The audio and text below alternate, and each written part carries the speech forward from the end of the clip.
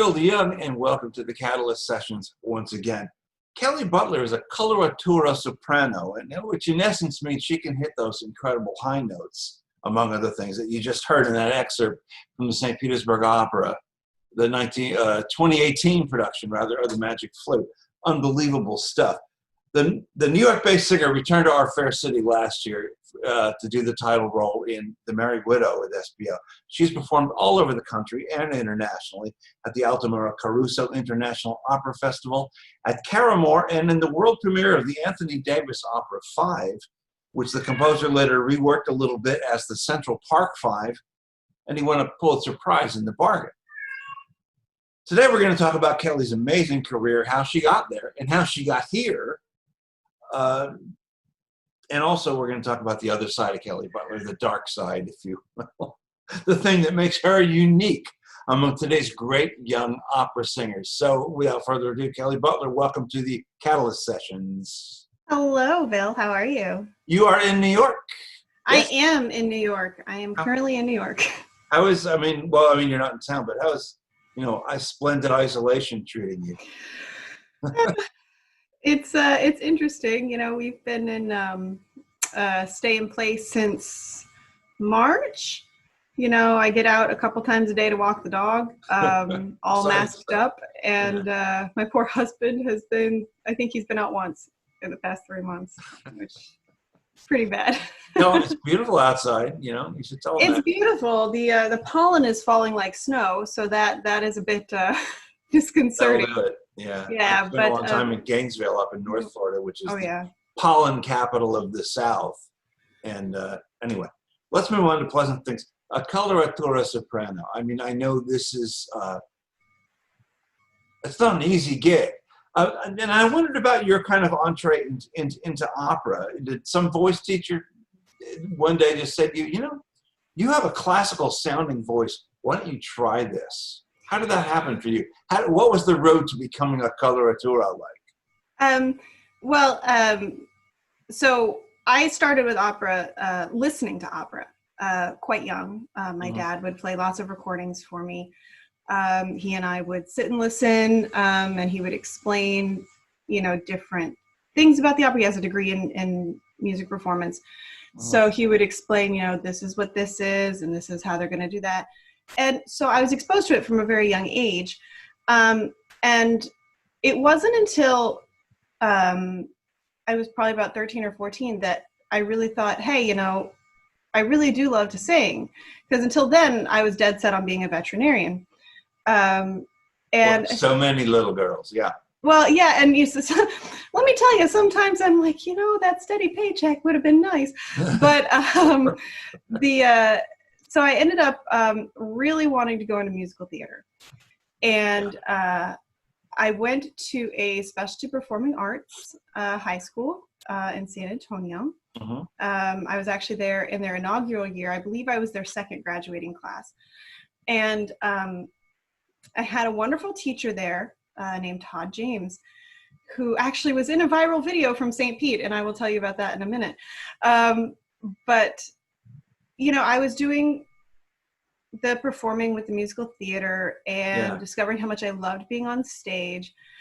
And Todd, heard my voice, and he's been doing this for a long time. And he slowly started introducing me to great singers like Barbara Cook, who kind of bridged the gap between both with her amazing, amazing abilities. But he wouldn't let me touch Glitter and Be Gay, obviously, because I was 16. He's like, no, not yet.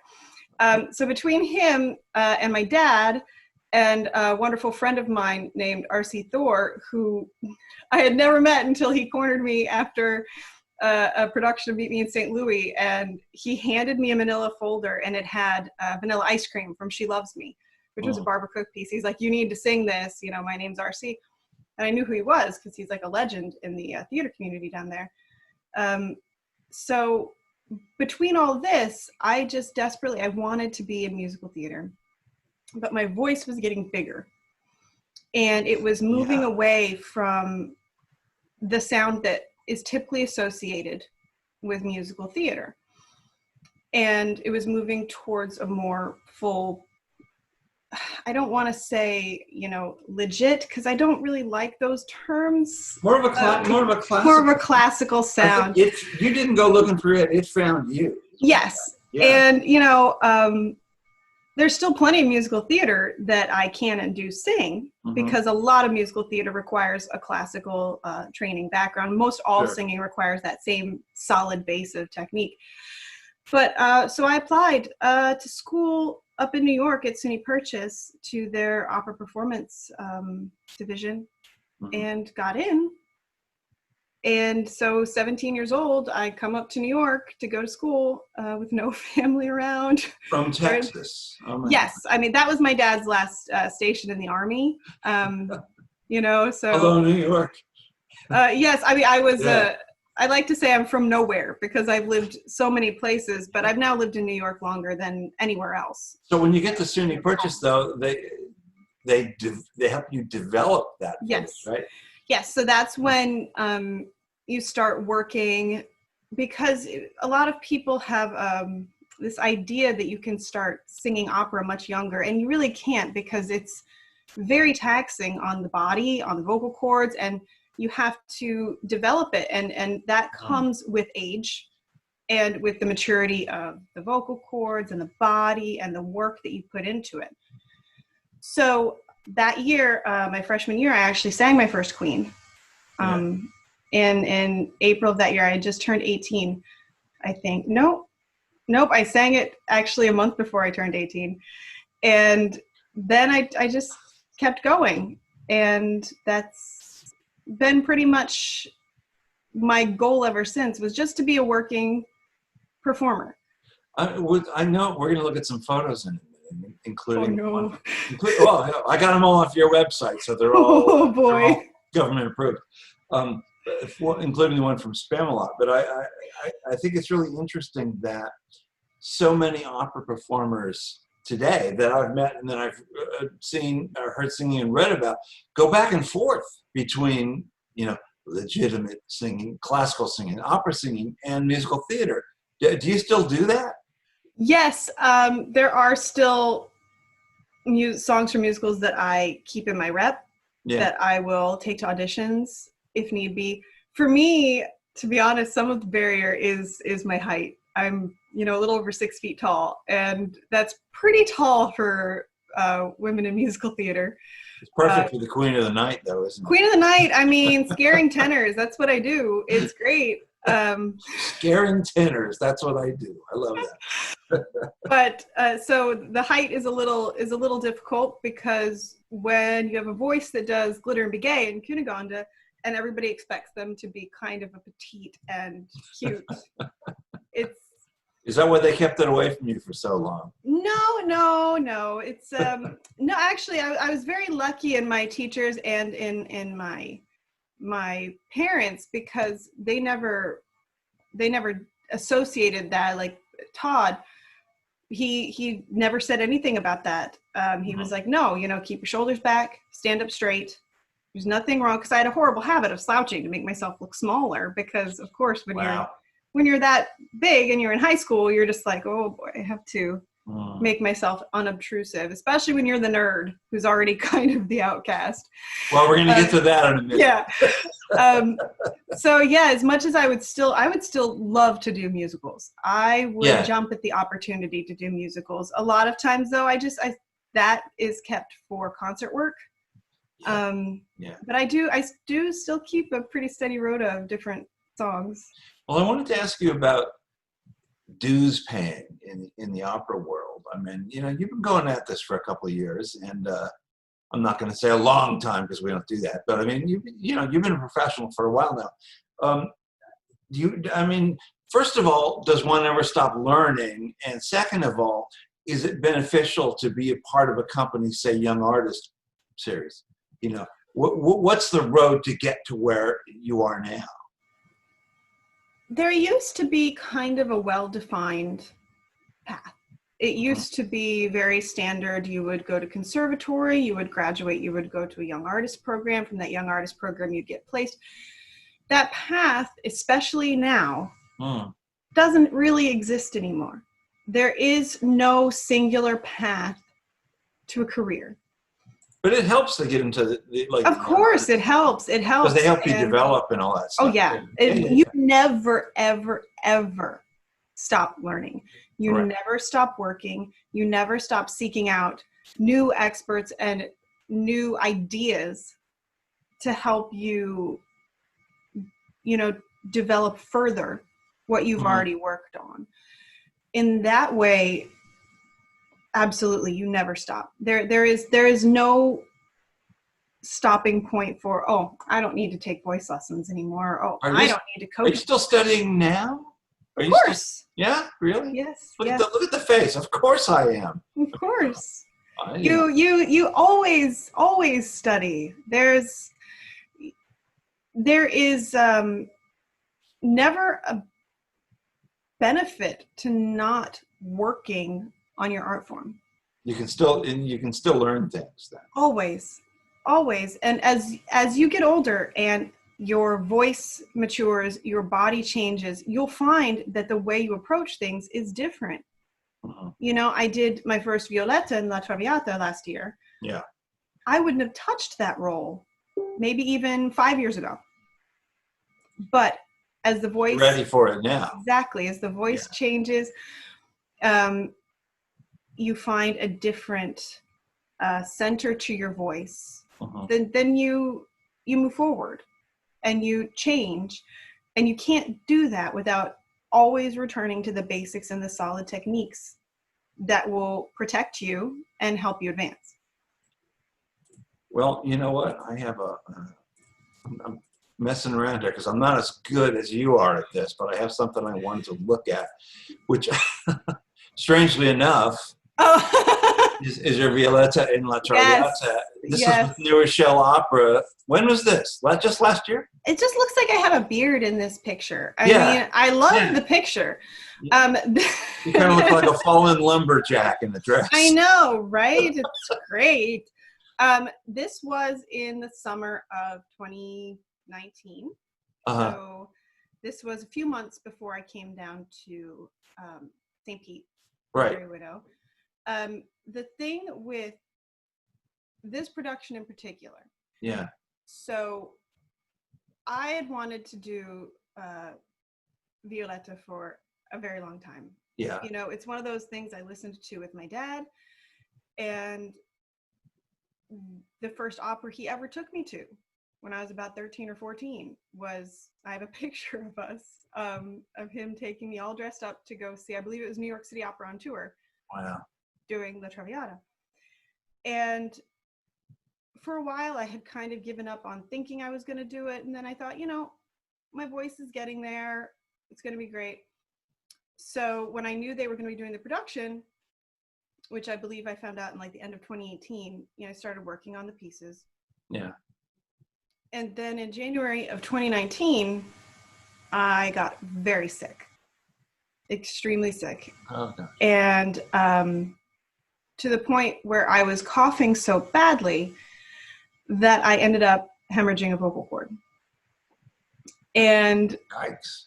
Yeah, that's the thing. It's kind of a whisper in the, nobody wants to talk about vocal injury because a lot of people assume, oh, you got it from singing badly. No, I got it because I basically had walking pneumonia, and I sang the audition for Violetta the day before I went to the doctor and they scoped me and found the hemorrhage. So I sang the audition with the vocal cord hemorrhage because I didn't know I had it, or else I wouldn't have. And so that news kind of knocked me for a loop. Yeah. Because you suddenly are faced with the prospect of losing something that's very important to you. And so I was silent. I mean, I could talk, but no singing for almost 2 months.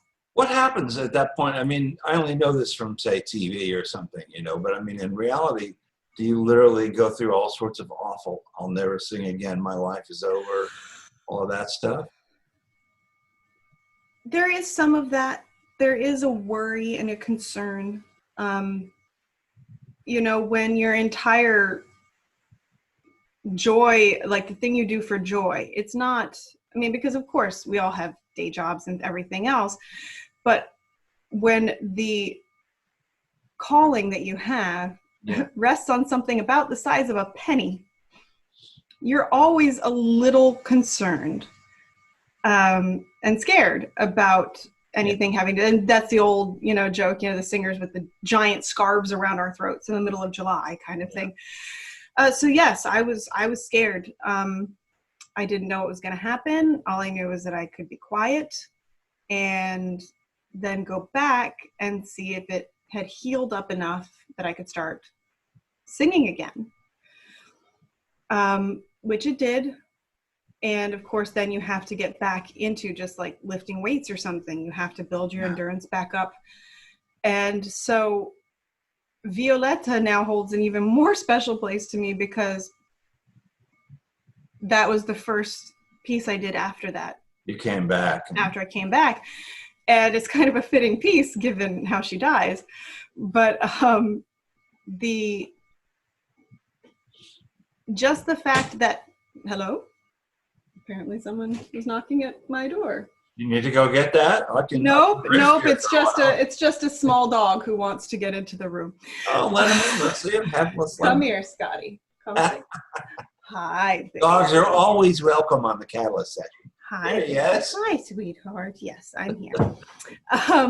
So yeah, So you came back. I came back in grand fashion. In a grand fashion, and what really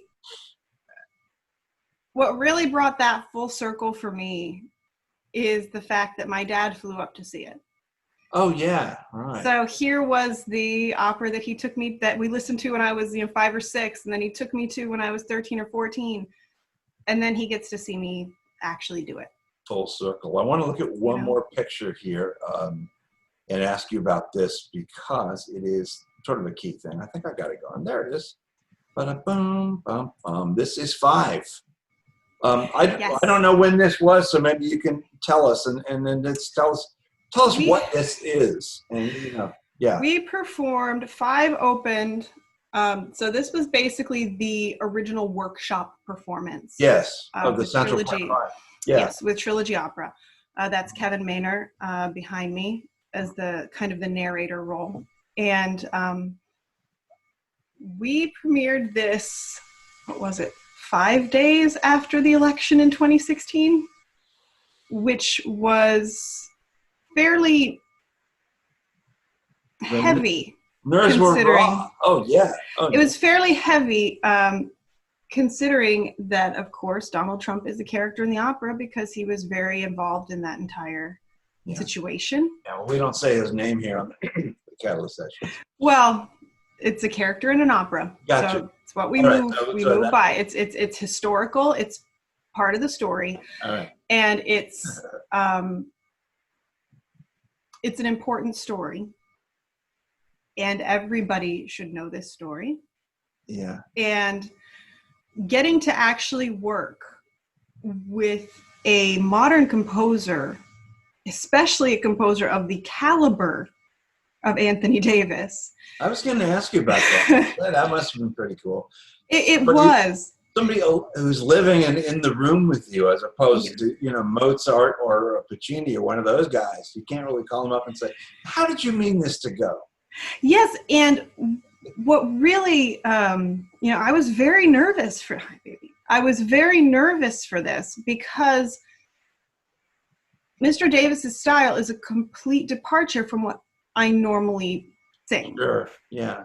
And it's a very powerful composition style, and he brings in many different genres that influence it. A lot of it is tonality or rhythmic work that was completely not something I had done before. Thankfully, my teacher, Susan Eichhorn Young, is friends with Mr. Davis, and her husband, Thomas Young, has performed in many of his works. So having someone close to me that already knew the style and knew how to approach it and approach learning it was really helpful. But I'm I'm very grateful to have had that opportunity to both work with Mr. Davis, to tell the story. I often joke that with every opera character, no matter how ridiculous they are, and some of my characters are ridiculous, looking at them through, my life experience, you look at them and go, you just met that guy 10 minutes ago. I really don't think you need to go get yourself stabbed for him. But, it's different. I've always tried to find something in common with all these characters because that's how you find a way to portray them. Yeah. I could find absolutely nothing. It was such a travesty of justice that was perpetrated. And you were the DA. The DA. Yeah, right. It's an amalgamation. It's a composite of, it's no one person. You can't really find a redeeming thing in that story. No. Oh my goodness. None. Hey, listen, speaking of role playing, okay, Sure. You know where I'm going. I want to. Oh, I know. This is what I want to share with folks. I want to read something. Okay, I am the opera geek, also known as Her Royal Highness. Oh boy. A ginger flame who sings upon the graves of her enemies. Aria-slinging mercenary, actual bard, she who must be heard, overlord of Castle Ravenloft, and also president of the Moon. Kelli Butler, the opera geek, is known far and wide across social media platforms because of her involvement in the Dungeons & Dragons TTRPG and video game communities. Now, explain to us about TTRPG, which is tabletop role-playing games. Yes. I need to update those titles. I got a new one recently, so I've got to add it in there. I can't even imagine. So yes, like I mentioned earlier, I've always been a nerd, and I've always loved fantasy and science fiction, video games. And it was when I was actually down in St. Pete to do Magic Flute, my husband had said, hey, look, you're going to have lots of time, you're traveling, whatever else, listen to this D&D podcast. It's a bunch of voice actors. I know you like the work of these particular voice actors, and they're playing Dungeons and Dragons. It's a show called Critical Role. And so that I had never, even though I'd been invited by some people, I'd never actually played D&D publicly because I came to the game quite late. I was such a nerd in high school that even the D&D group didn't actually want me to play with them. So I had never played it publicly. I'd played a couple games at home with my husband and my friends. But I was like, I can't do this publicly. I'm going to mess up, whatever else. And I'm listening to this podcast and I'm hearing how much fun, this group of friends is having. I'm like, you know what? Yeah, I can do this. Even if you mess up, it's like opera. It's like performing live. Sometimes the mistakes can make it more interesting. So I did my first D&D stream, I believe it was in March of 2018. And at that point, I think I only had 800 or 900 Twitter followers or something like that. And it just kind of snowballed. From there, it was like rolling down a hill and just kept getting bigger and bigger and bigger. And I still kind of look back and go, how the hell did I get here? I don't know how I got here. Can we talk about, you made a really unique contributions to Dungeons & Dragons that year, 2018. Walk us through that. You know what I'm talking about. Tell the folks. Yes. So it was actually, I should have looked up the original tweet because that's the original tweet that led to this was me, part of the Opera Geek personality. I post random thoughts that come through my head. Yeah. And one of these random thoughts is, there's a class called the Bard, which is musically based or poetry based, artistic, in the game. And I noticed that the voice wasn't listed as an instrument. And of course, as I'm sure you know, there's a bit sometimes of a divide when people will say, oh, the musicians are here, where are the singers? And so I get a little something less, maybe touchy sometimes. And so I made like a joke tweet where I was like, I really think that there should be a class where the voice is the focus instrument. And, hey, if it's the College of the Opera, we can specialize in languages, extra languages. We can shatter things, with our voice, everything. And I was contacted. I love that part. That's my favorite part. Shatter things with our voice. Well, shatter is an actual spell in D&D. So it's basically rewriting it a little bit so that you can direct it and actually break something with it or damage what did something. you do? Tell us what you did. So I don't like this. Let me fix it. Well, I had no idea how to fix it. Like I'm not encyclopedic on D&D knowledge. I wouldn't have thought to actually write this. So I get a message from a wonderful person who is a very dear friend of mine now, named Hannah Rose. Yeah. And she said, we can do that.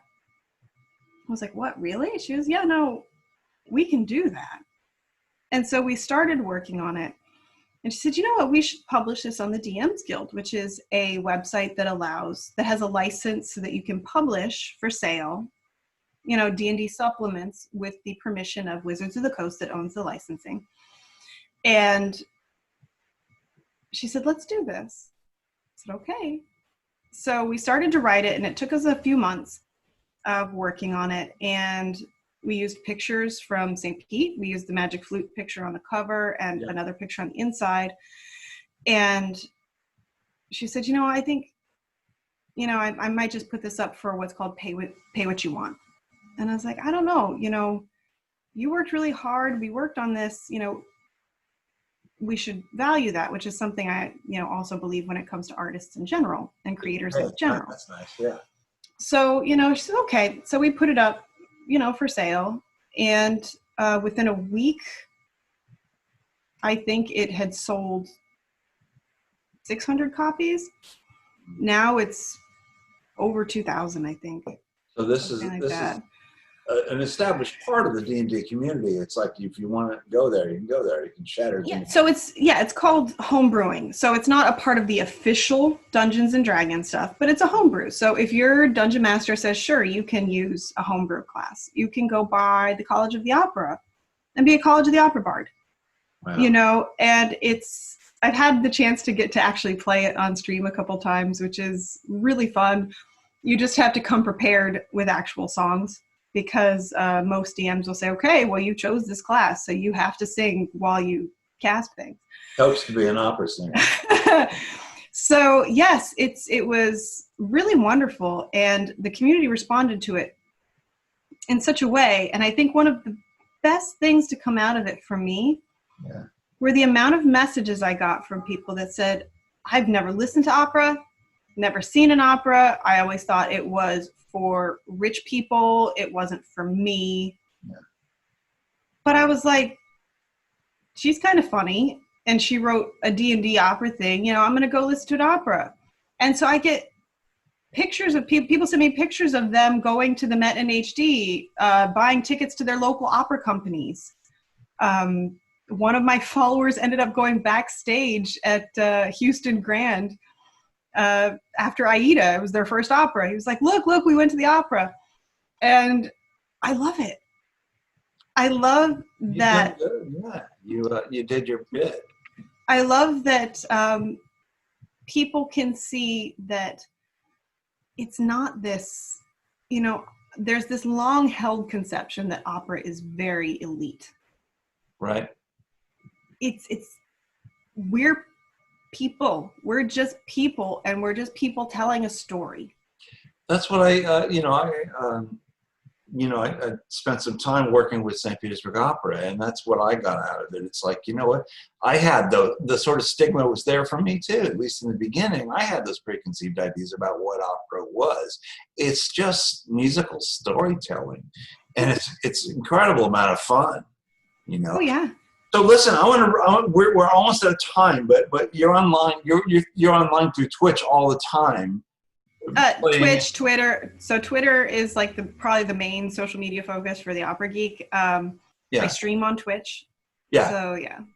So tell what people want to go look for you and engage you in something, or get you on their charity.